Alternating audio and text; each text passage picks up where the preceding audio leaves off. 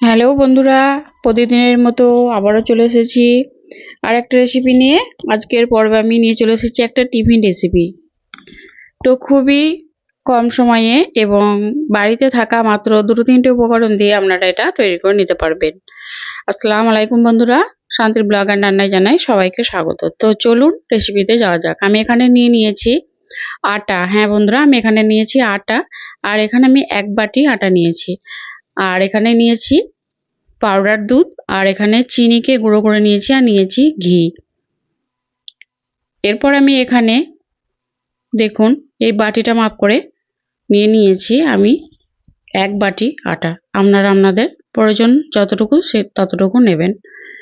এরপর আমি এই আটার মধ্যে দিয়ে দিচ্ছি পরিমাণ মতো নুন। আমি এখানে আটা দিয়ে এটা বানাচ্ছি, আপনারা চাইলে এখানে ময়দাও দিতে পারেন। এরপর আমি এখানে দিয়ে দিচ্ছি 1.5 চামচের মতো ঘি। আমি ঘি দিয়ে এটাকে ময়াম দিয়ে নেব। আপনারা চাইলে এখানে সাদা তেল দিয়েও দিতে পারেন। তো এরকম ভাবে আমি হাত দিয়ে খুব ভালো করে নুন আর ঘিটাকে মেখে নেব আটার সঙ্গে। এইভাবে করে খুব ভালো করে মেখে নিয়েছি।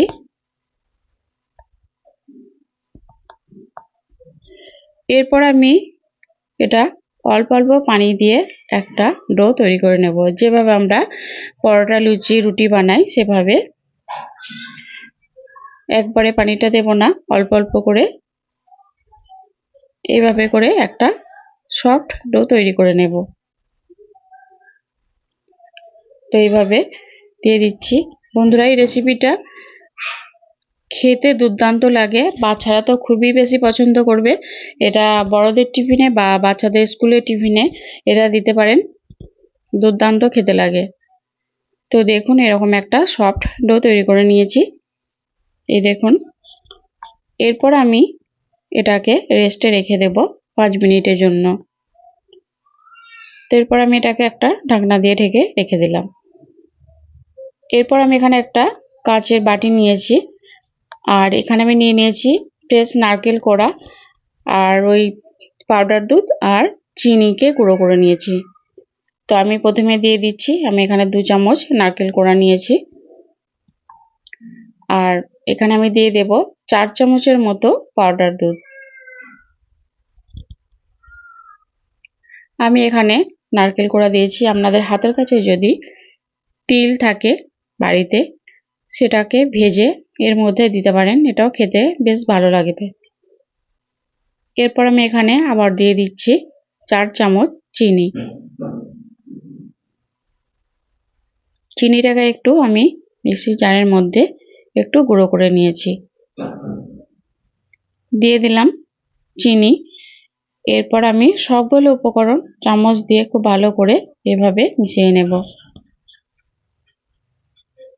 একটা চামচ দিয়ে এভাবে করে ভালোভাবে মিশিয়ে নেব। বন্ধুরা, আমার এই রেসিপিগুলো যদি ভালো লাগে, আপনারা অবশ্যই আমার চ্যানেলটা সাবস্ক্রাইব করে আমার পাশে থাকবেন। নতুন বন্ধু যারা, অবশ্যই ভিডিওগুলো দেখে একটা লাইক কমেন্ট করবেন, আর চ্যানেলটা সাবস্ক্রাইব করে আমার পাশে থাকবেন। তো দেখুন চামচ দিয়ে খুব ভালোভাবে এটাকে মিশিয়ে নিয়েছি। এরপর আমি ফিরে এলাম 5 মিনিট পর, আর দেখুন এটা আরও সফট হয়ে গেছে। এটাকে আমি হাত দিয়ে খুব ভালোভাবে আবারও মেখে নেব। এভাবে হাত দিয়ে খুব সুন্দর করে আবার একটু এটাকে এভাবে মেখে নিচ্ছি। এরপর আমি এভাবে মেখে নিয়ে এটাকে আমি লেচি কেটে নেব, যেভাবে আমরা লুচি, পরোটা বানাই। এটা লুচির থেকে একটু বড় করে কেটে নিতে হবে। তো এইভাবে করে আমি সবটাই লেচি কেটে নেব।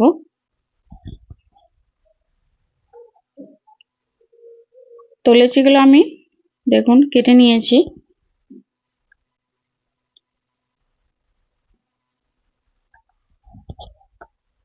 এভাবে হাত দিয়ে একটু সমান করে দিচ্ছি। এরপর আমি এটাকে বেলে নেব। লুচির থেকে একটু বড় হবে। আর এখানে আমি দিয়ে দিলাম খুব সামান্য পরিমাণ আটা, দিয়ে এটা আমি একটা লুচি বেলে নেব।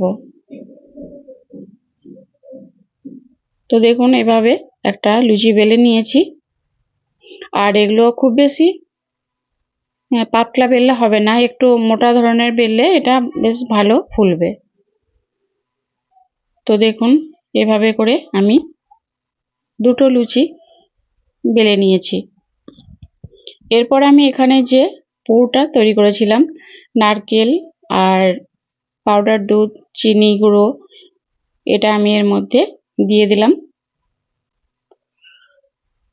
3 চামচের মতো এখানে দিয়ে দিলাম। এরপর আমি এইভাবে করে এটাকে একটু মুড়ে নেব, যেভাবে আমরা পুরি বানাই বা মোমো বানাই এভাবে। আর বন্ধুরা, এক হাতে করে আমি এটা করছি কারণ আজকে ক্যামেরা ধরার কেউ নেই, তার জন্য আমি এক হাতে এটা করছি। এই দেখুন এরকম ভাবে এটাকে একটা রেডি করে নিয়েছি। মাঝখানটা একটু হাত দিয়ে চেপে দিলাম। এই দেখুন এভাবে করে পুর ভরে একটা আমি রেডি করে নিয়েছি।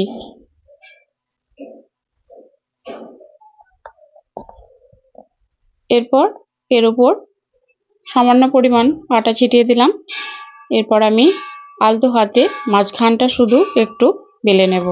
দেখুন এইভাবে মাঝখানটা বেলে নিয়েছি। এই দেখুন যেভাবে আমরা পুরি বানাই সেভাবে করে এটাকে রেডি করে নিয়েছি। আবারও আর একটা আমি এভাবে করে রেডি করে নেব। এখানে আমি দিয়ে দিলাম যে পুরটা রেডি করেছিলাম, সেই পুরটা দিয়ে দিলাম 3 চামচের মতো। এরপর আবারও এভাবে হাত দিয়ে এটাকে মুড়িয়ে নেব।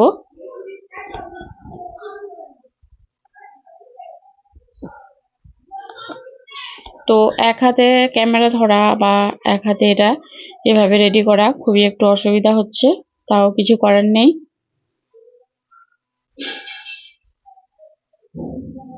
তো এভাবে করে আবারও আমি এটাকে রেডি করে নিচ্ছি। মাঝখানটা একটু চেপে দিচ্ছি। তো এইভাবে এটাকে রেডি করে নিয়েছি। আবারও আমি একইভাবে এটাকে বেলে নিয়ে সবগুলোকেই আমি দেখুন বেলে নিয়েছি। এখানে আমি 5টা রেডি করে নিয়েছি। 5টা থেকে 6টা আমি এখানে রেডি করে নিয়েছি। এরপর এখানে একটা বসিয়ে দিয়েছি ফ্রাই প্যান। এগুলোকে ভেজে নেব। আর এটা খুব ভালো মতো করে গরম করে নিয়েছি। নেওয়ার পর আমি এখানে দিয়ে দিচ্ছি তেল। আপনারা চাইলে এখানে ঘি দিয়েও এগুলোকে ভেজে নিতে পারেন। এখানে খুব বেশি পরিমাণ তেল লাগবে না,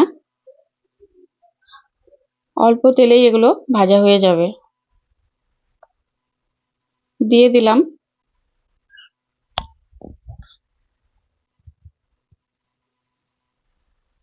এভাবে করে। আর গ্যাসের আঁচটাকে অবশ্যই মিডিয়ামে রাখতে হবে, না হলে পুড়ে যাবে আর ভেতরটা কাঁচা থেকে যাবে, ভালো লাগবে না খেতে। তো এইভাবে করে উল্টে পাল্টে, তো দুটো অসুবিধা হচ্ছিল উল্টাতে, তো তার জন্য আমি এখানে একটা করেই দিচ্ছি। তো দেখুন এভাবে করেই আমি সবগুলো ভেজে নেব। তবে এখানে আমি মাত্র 3টে ভেজেছি, বাকিগুলো পরে ভাজবো যখন আবার খাবো, কারণ এখন এই 3টেকে আমি ভেজে রেডি করে নিয়েছি। দেখুন উল্টে পাল্টে একটু সোনালি কালার করে এগুলোকে ভেজে নেব। খেতে দুর্দান্ত লাগে, আপনারা একবার হলেও বাড়িতে এভাবে করে বানিয়ে খেয়ে দেখবেন। আর বাচ্চাদের স্কুলে টিফিনে দিলে তো কোনো কথাই নেই, বাচ্চারা খুব মজা করে খাবে।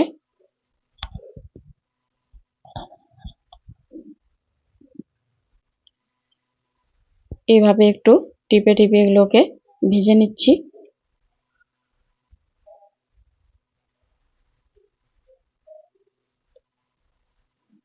দেখলেন তো বন্ধুরা, বানানো খুবই সহজ, আর মাত্র কয়েকটা উপকরণ দিয়ে এটা তৈরি করে নিতে পারবেন।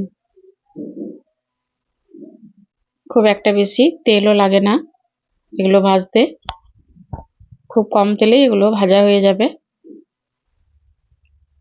তো এভাবে করে উল্টে পাল্টে আমি ভেজে নিয়েছি।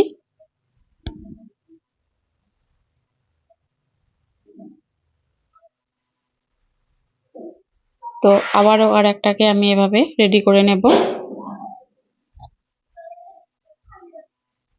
তো এভাবে করে আমি এখানে 3টে রেডি করে নিয়েছি। দেখুন দেখতে কতটা লোভনীয় হয়েছে, খেতে দারুণ লাগে।